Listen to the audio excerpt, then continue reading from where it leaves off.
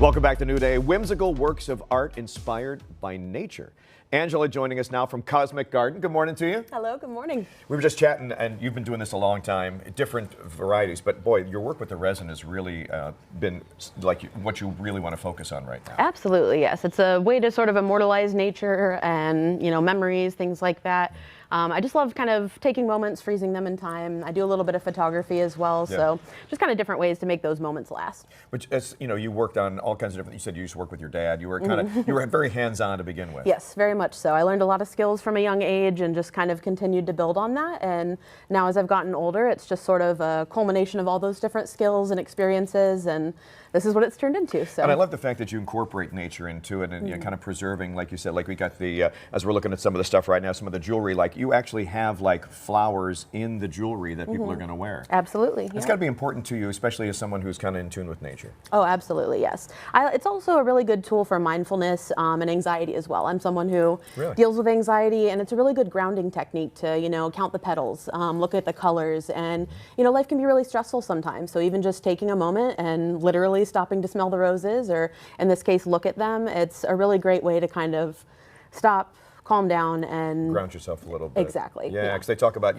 just going out and being in nature, having your feet on the grass, that kind of thing, and knowing that it's part of you has got to give you that kind of calmness that you're looking for. Absolutely. What about some of the other things that you have as we take a look? So a little bit of everything here. So I do a lot of home decor, as you can tell, from incense burners, wall art.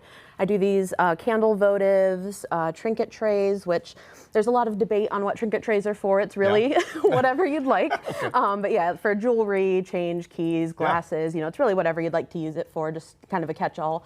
I do these bottle openers with like inspirational sayings on them. Nice. I do these custom business card holders. These propagation bud vases. Yeah, I love this. That's a great idea. So tell me about that. So this is actually, it kind of doubles as a sun catcher as well. It also has real flowers inside.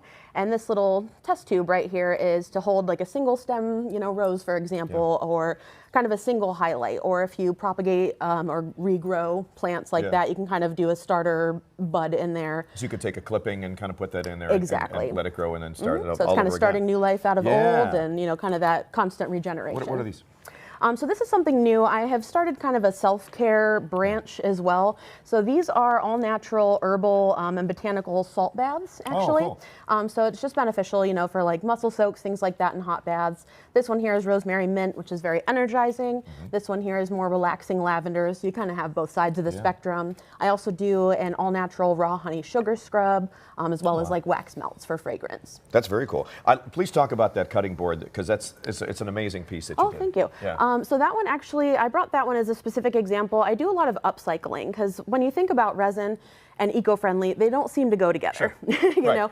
But the biggest thing that I do is I offset the resin by recycling my scraps and turning that into filler for other pieces. Another way that I do it is by upcycling discarded items. This particular board was a discarded cutting board that I had thrifted originally, and it was destroyed. So I completely refinished it and restained it, sanded it, and then I routed it and filled that in with resin. So it's actually an ombre of some different pigments, and now it's a cute little serving charcuterie board. So and I love the blending of the colors on there too. Yeah, what a great opportunity to kind of recycle something, as you mentioned. Brings a new life. I do want to highlight the earrings, because they're beautiful, and again, they are real. Yes, absolutely. So I also do, in addition to the flowers, the ones that are not flowers, those top right ones are real hydrangeas. Like right here?